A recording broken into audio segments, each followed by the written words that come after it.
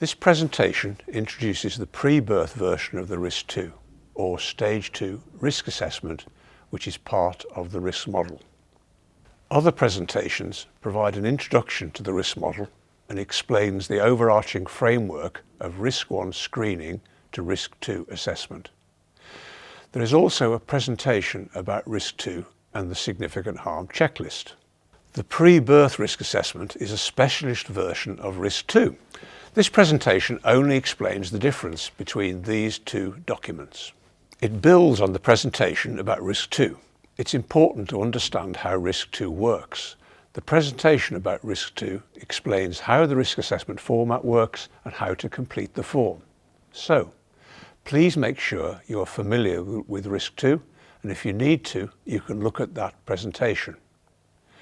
The presentation about the significant harm checklist also provides a lot of background information. The detailed information included in these other presentations is not repeated in this presentation. My name is Bruce Thornton. I'm a trainer and consultant and worked with David Paul of Gwynedd Council in originally developing the risk model. It is sometimes referred to as the Gwynedd risk model and sometimes as the Bruce Thornton risk model. This presentation is part of training and development resources developed by Gwynedd Council's Effective Child Protection Project. The model has 4 components. One of these is focused on threshold, so this presentation fits within the threshold component of effective child protection. The risk model was developed in order to ensure that the child protection practitioners were able to make good and consistent decisions in relation to significant harm. Reducing variation in practice, reducing inconsistency is key to improving practice. The key difference between risk 2 and pre-birth is that a pre-birth assessment is essentially predictive. The assessment is about what may happen to a child once born, but who is not currently a legal entity. Risk 2 is based on assessing harm or the likelihood of harm to a child. It therefore has evidence in relation to incidents and behaviour that have occurred as its foundation. So, the assessment will either be based on actual events that have taken place, or if it is a concern about the likelihood of significant harm, that there is a real possibility that this will take place. In contrast, a pre-birth risk assessment is a predictive risk assessment of the likelihood of significant harm for an unborn child. The assessment will be based on concerns relating to the prospective carers, usually because of actual behaviour exhibited, that makes it appear likely that when the child is born, the parents will not be able to meet the child's needs and the child will be at risk of significant harm. Assessments are also based on the behaviour of parents towards previous children, for example, where there have been concerns about the care or findings that a child in their care has suffered harm. In both of these scenarios, the evidence will be indicative of what is likely to happen once the child is born. So, in contrast to risk 2, where you may have actual evidence of incidents involving that child, a pre-birth assessment is always predictive and will have a different evidential basis. Because of this, the format of pre-birth assessment is different. The format of the pre-birth version of the risk assessment is very similar to structure to risk 2. It is modified where necessary, but follows a familiar structure to assist the practitioners to make decisions. It is largely self-explanatory to those familiar with the use of risk 2. We'll explain any important differences in this presentation. Whilst it is largely self-explanatory, in common with other parts of the risk model, there is a guidance document to explain how to use the pre-birth risk assessment form. In addition, there is also a pre-birth risk assessment supplement. It is in the supplement that the factors relating to assessing risk pre-birth are introduced. Again, a largely self-explanatory form. We'll also introduce and explain how to use the supplement in this presentation. The pre-birth risk assessment is a version of risk 2. Its role is to explore the threshold of significant harm. It is a generic assessment tailored to a pre-birth context. It is different to risk 2. It's focused on 3 areas. First, are the unborn child's needs currently met? This is a focus on the situation during pregnancy. Second, is the child once born likely to suffer significant harm? Thirdly, what is the prospect of the parents providing adequate care throughout childhood? The form includes slightly different terminology, but is similar in format to Risk 2. It is supported by a pre-birth risk assessment supplement. Whereas the risk assessment may be generic, the supplement includes specific factors relating to parental capacity, factors that lower risk, factors that increase risk. Section 1 is about parental capacity to meet the child's needs. It is similar in content to Risk 2. Section 1 includes several questions which prompt the practitioner to consider factors which may be relevant. These are similar to those in Risk 2. For example, whether the family has moved home recently or regularly. This is included as this sometimes results in information about the family not being available to the new local authority. Some families move intentionally to avoid detection and tracking or supervision. This question is asking, what do you know about this family and its past? Another example is where any of a range of factors are present, such as dependency on alcohol or drugs, cruelty towards animals, the ongoing effects of childhood abuse. Section 1.1 concludes Section 1 and asks for a judgment about parental capacity against 4 statements. In the pre-birth risk assessment, the judgment is whether the parent or carer has capacity to meet the child's needs when born. The statements grade between having capacity to meet most needs, having capacity to meet some needs, to having only limited capacity, and lastly, not having the capacity to meet those needs. These 4 judgments are predictive about what practitioners believe is likely to happen to the child when born. Pre-birth is much more clearly a predictive assessment than Risk 2. There is a section to make notes, if necessary, to clarify why the practitioner reached this judgment. The examples in the form note that the assessment may vary between the situation pre-birth and what may happen once the child is born. It gives an example of a mother who continues to use substances during pregnancy, but prediction about the situation once the child is born is different, with family members available as a support network. Professional judgments are made on the balance of probability, that something is more probable than not. Your judgment has to be based on evidence or facts that can be presented to support the findings. It is in this section about parental capacity that the use of additional tools may be useful. The pre-birth risk assessment has been developed to focus on 6 themes related to the parent. Section 2 is about the child's needs and whether the needs of the child, once born, can be met by the parents. This section again differs slightly from Risk 2. Section 2 includes several questions which prompt the practitioner to consider factors which may be relevant. These are similar to those in Risk 2. For example, whether the views of professionals who have knowledge of other children in the family have been sought. This is included as there is often information available from other staff who may have previously worked with the family. Another example asks whether a chronology has been obtained. A chronology based on your agency's involvement with the family brings information together and assists with analysis. The chronologies of other agencies also provides an important perspective to the information available in the pre-birth assessment. This concludes in Section 2.1, which asks for a judgment about the degree the child's needs are likely to be unmet when born. It is much more predictive than Risk 2.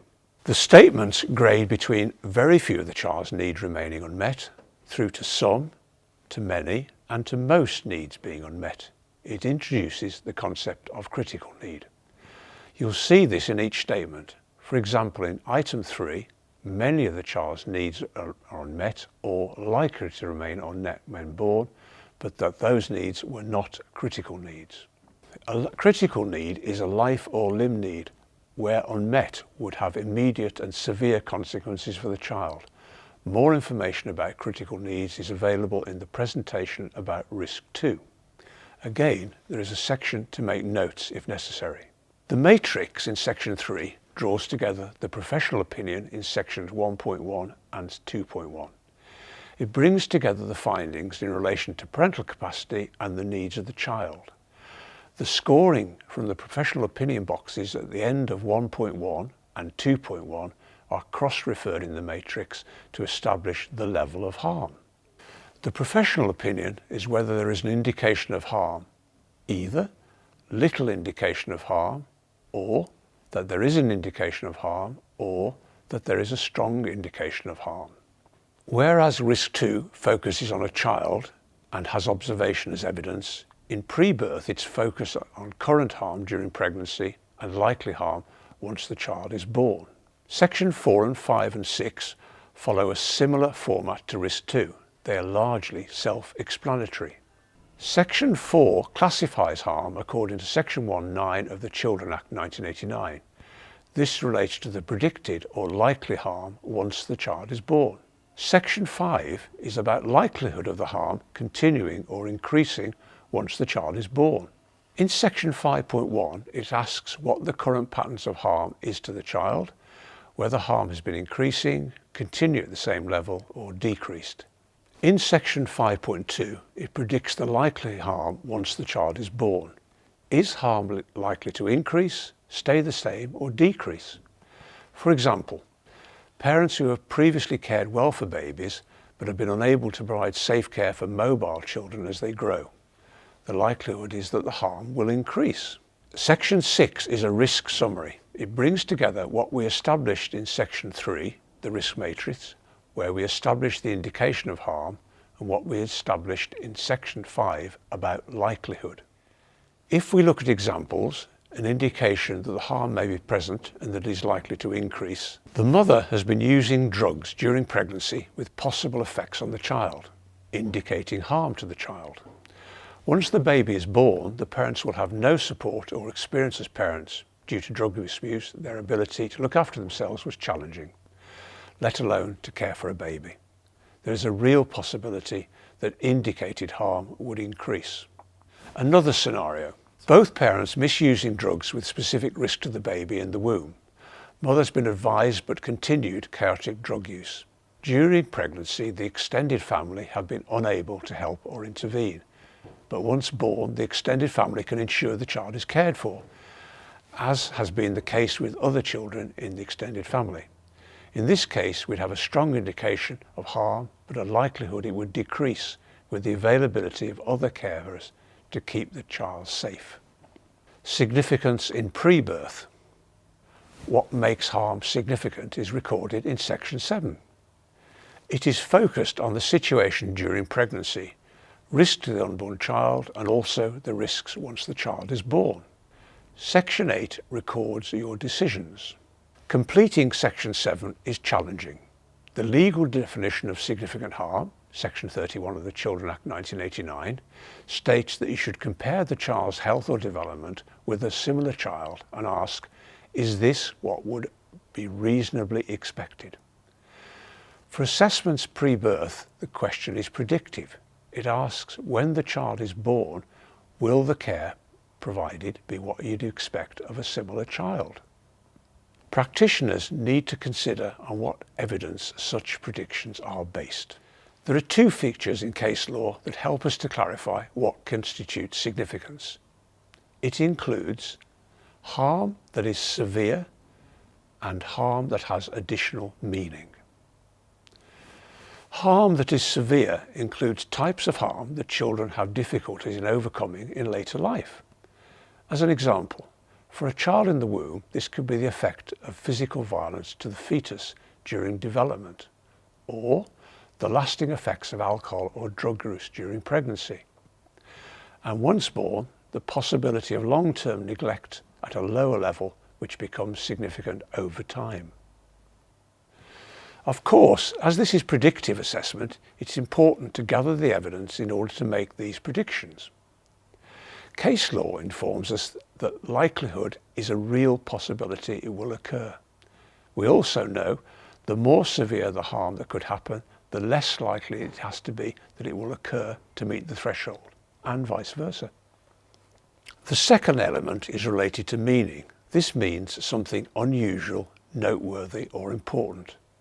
A risk of premature birth, which is harmful, may have additional meaning if this was caused by the chaotic behaviour of the mother during pregnancy, or an unwillingness to heed advice.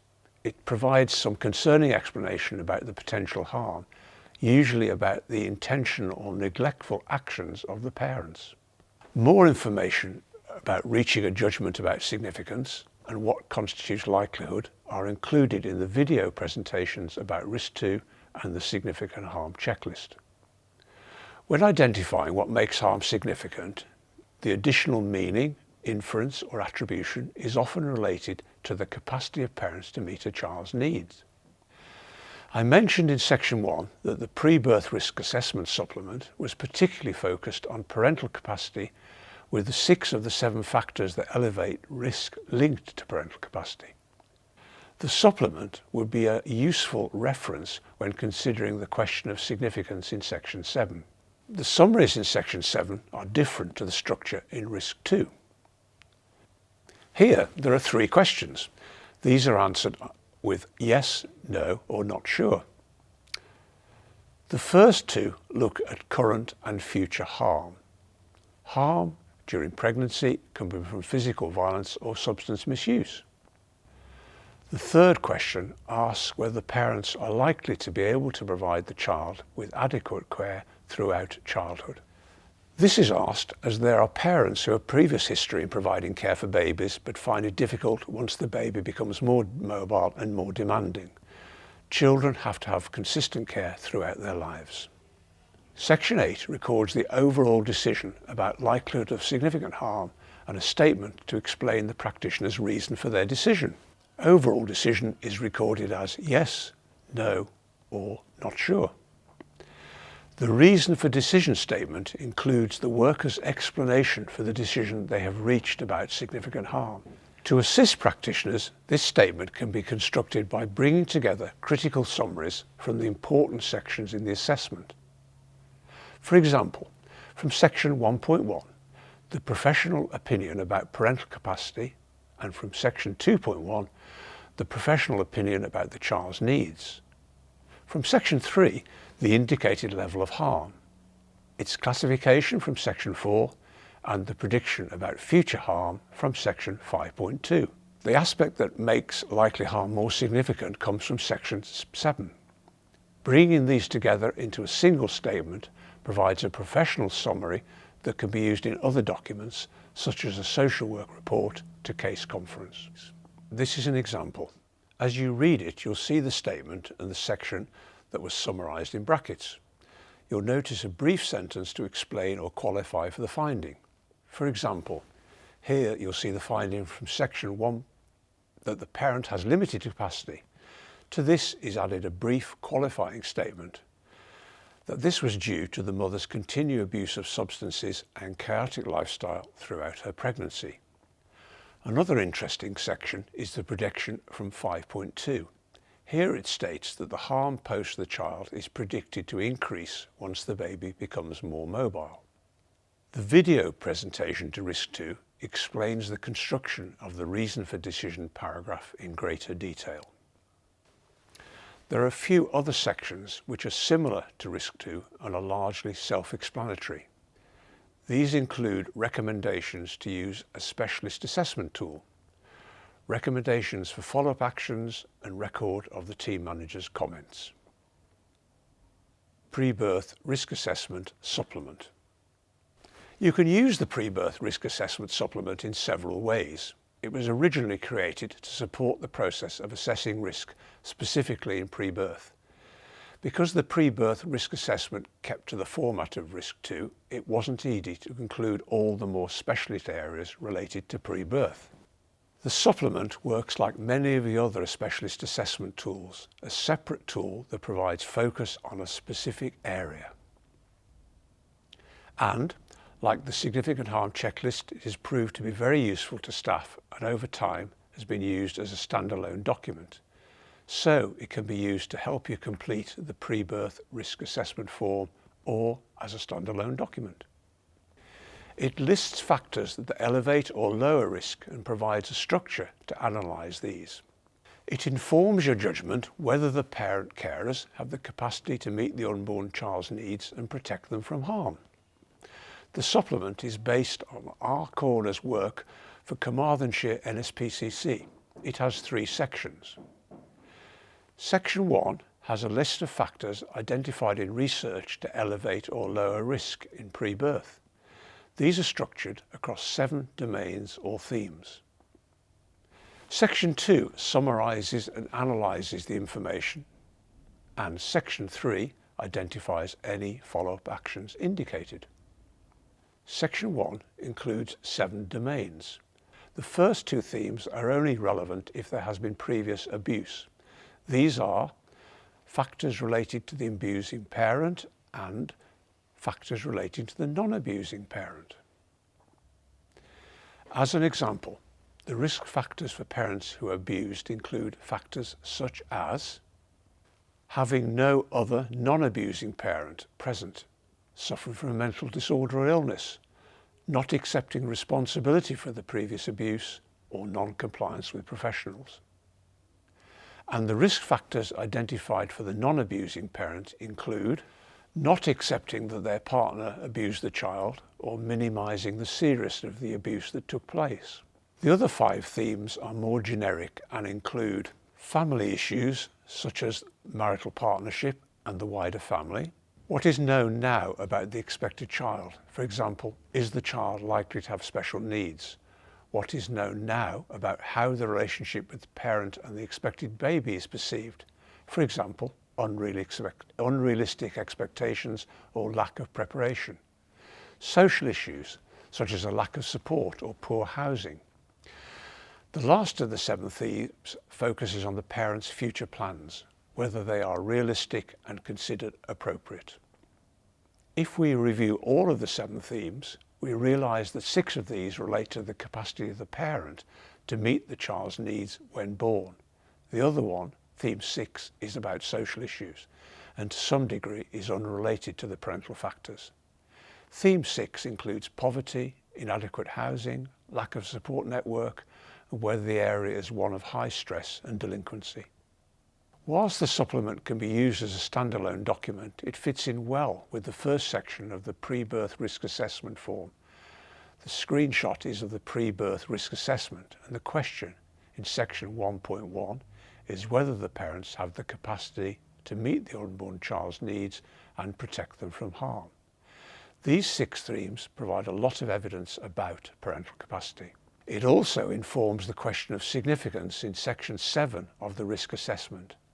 Harm that is significant has meaning or inference, and the meaning of harm is usually determined by concerns about parental capacity.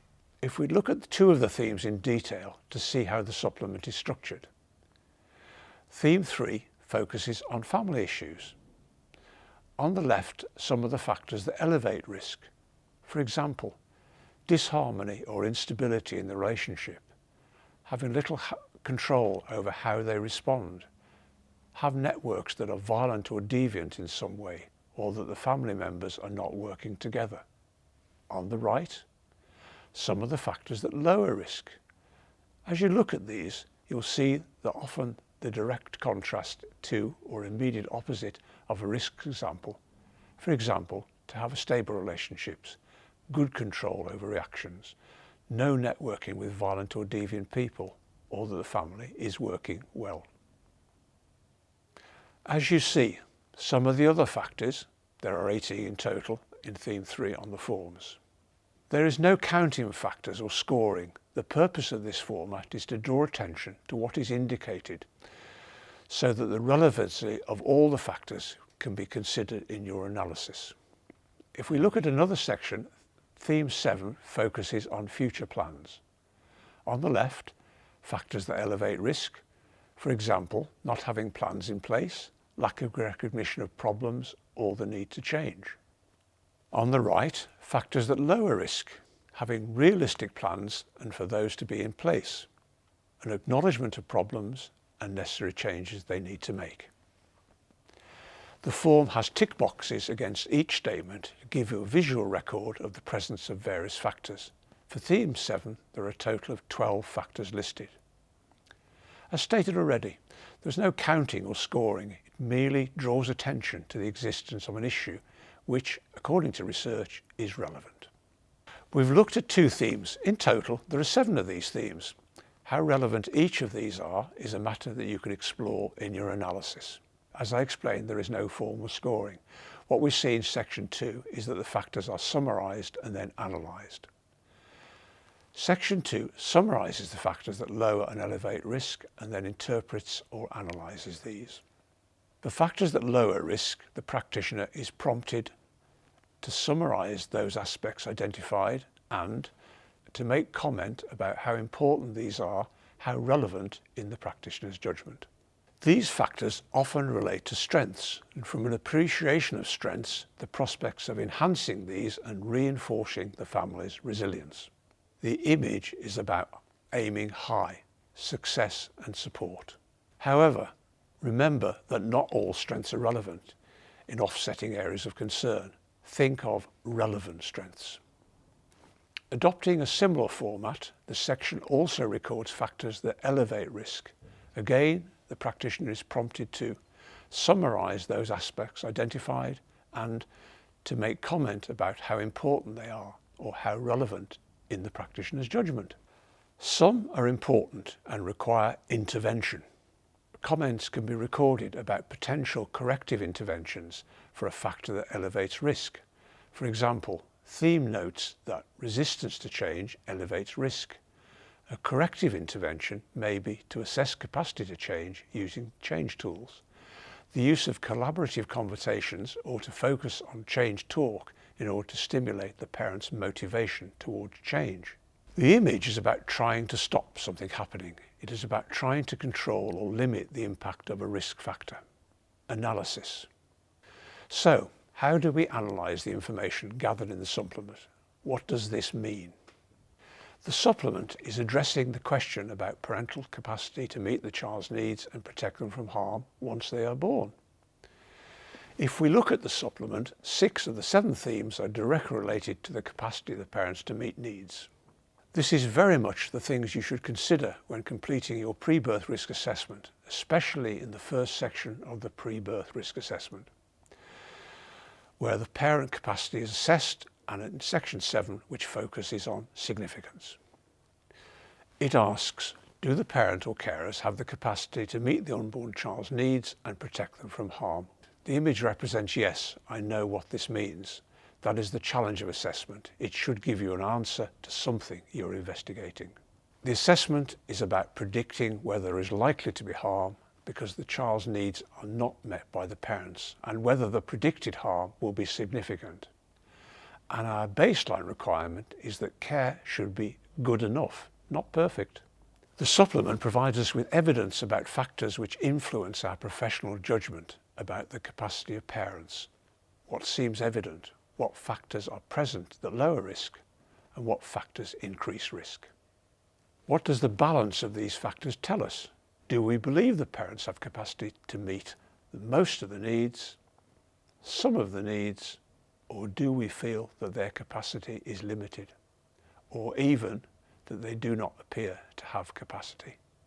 Whatever our judgment about the situation at the moment, the supplement also provides us with a foundation for safeguarding intervention. Firstly, about risk factors that need to be managed or corrected, where intervention is necessary, and secondly, what strengths can be enhanced to increase the family's resilience. The image represents trying to keep a balance. Analysis is a judgment about the likely balance of factors and the implications for the child once born. Summary. The purpose of the pre-birth risk assessment is to assess the likelihood of significant harm for an unborn child. It is about harm during pregnancy and the likelihood of harm when born. It is this threshold of significant harm that drives all of the statutory functions of children's services. As an analysis framework, it focuses on the key areas relating to determining harm and its significance. It promotes consistency in practice. It can be used formally, for example, as a part of a Section 47 inquiry or in preparation for a social work report to the conference. In much the same way that risk 2 can be enhanced by using the significant harm checklist, the pre-birth risk assessment can be enhanced by using the supplement. Using the assessment or the supplement does not detract from professional judgment, but rather promotes confident practice. Reflection. As you reflect on your practice, ask yourself, do you think the pre-birth risk assessment will be useful for you in your own practice? Do you understand what it is and how it's used? Think about the difficulties you imagine in using it, and every time you do use it, how would you reflect? Would you know how well you'd used it? And of course, the key issue is that question of significance. Are you clear what significance is? What information do you need to be considered to establish it? As you develop your practice, remember that to learn, you do, and then actively reflect on what you've done. This can be done through self-reflection, discussion with colleagues, and most importantly, in your supervision sessions.